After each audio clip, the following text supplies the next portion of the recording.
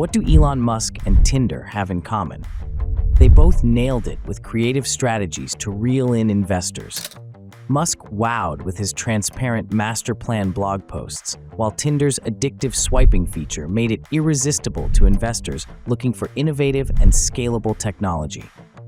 But getting the attention of investors requires some skill. How do you make an impact and ensure they swipe right? Attracting the right investors to fund your business dream can be challenging but vital to secure funds. With so many companies competing for attention, how do you stand out? We ask the experts. 1.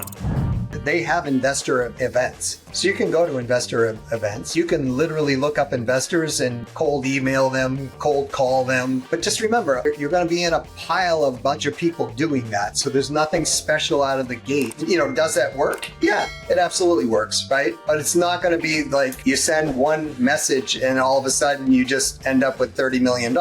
It is a relationship built, and the first thing I would tell people is before you're taking money, why are you taking money?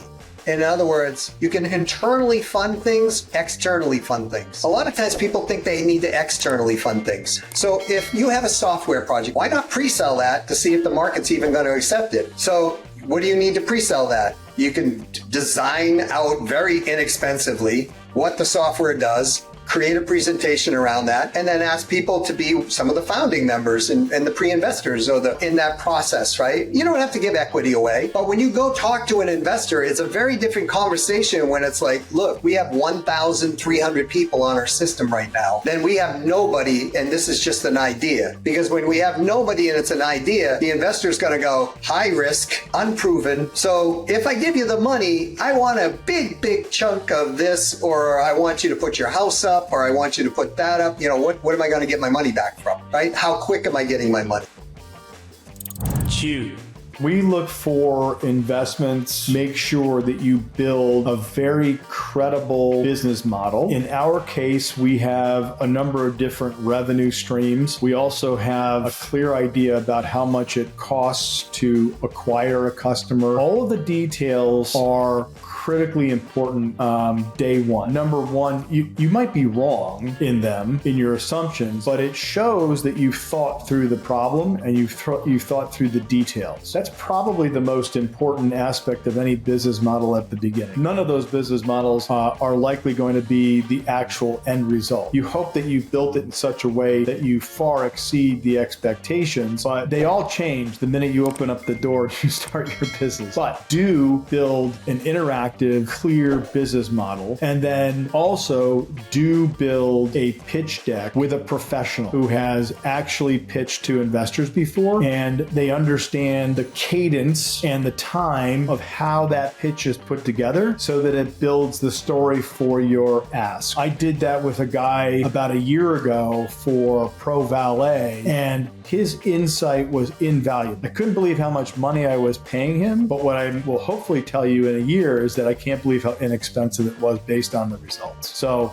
definitely do that. I find that it's like a lot of sales. I find that what I would not do is I would not use the shotgun approach and take a list of 16,000 investors and spray your pitch to all of them, hoping that somebody says yes. I would suggest that trying to find an alignment with whatever your project is and your funding level. Where are you? Are you in pre-seed, seed, series A, B, C? You need to find those investors that fit that model. So I would not simply spray it out. I would not hide from the realities that somebody's going to bring to the fore. In other words, you're going to get people that are going to give you a lot of advice along the way. If you're any good at the concept of networking, you're going to get a lot of people that are going to give you a lot of advice. Some of it is going to be solid advice, some of it's going to be wrong, and some of it's just going to simply be not the right time. So you have to put it through the filter of what do I really need today? And also, by the way, I'm not shying away from actually getting out and talking to people is really important.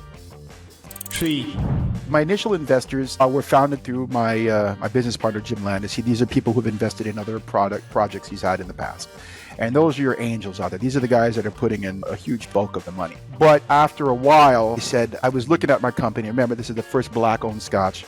It's the U.S. veteran-owned scotch. And I realized I didn't have one black, one minority, or one veteran. I didn't have one Italian-owned investor in my company. And I remember a company from the late 80s called Fubu, and it was clothing design. It stood for us, by us. And it was clothing that was designed for Black urban populace. I loved that. I was like, wait a minute, how can I'm a Black-owned or minority-owned or a veteran-owned Scotch or company in general, if I don't have one Black investor, one minority investor, one Italian investor, one veteran investor? It didn't make sense to me.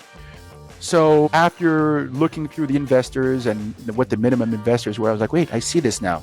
The average investment is more than the average person can afford. The minimum investment is more than the average person can afford. And I created this for the average person because I am an average. And I looked at it, I was like, well, what if I lowered the investment, the minimum investment, to something that was more affordable? Because right now, the only way to become wealthy is to be wealthy. You can't make money without having money. And I didn't like that. I wanted to give my people, the broad, range of people that I come from, I wanted to give them the opportunity to make wealth. So if you give someone the opportunity, they'll jump on it. So these are friends and family, and what I did is I lowered the minimum investment to something that my friends and family could afford, and it just went gangbusters after that. Hey, I have a buddy of mine, he's a colonel, he's about to retire, or she's a Navy officer and she wants to retire. My friend is Black, my friend is Indian, my friend is Indian, he's Puerto Rican, and I was like, yeah, so I created an investment opportunity. So, I guess my people, if you will. Fool.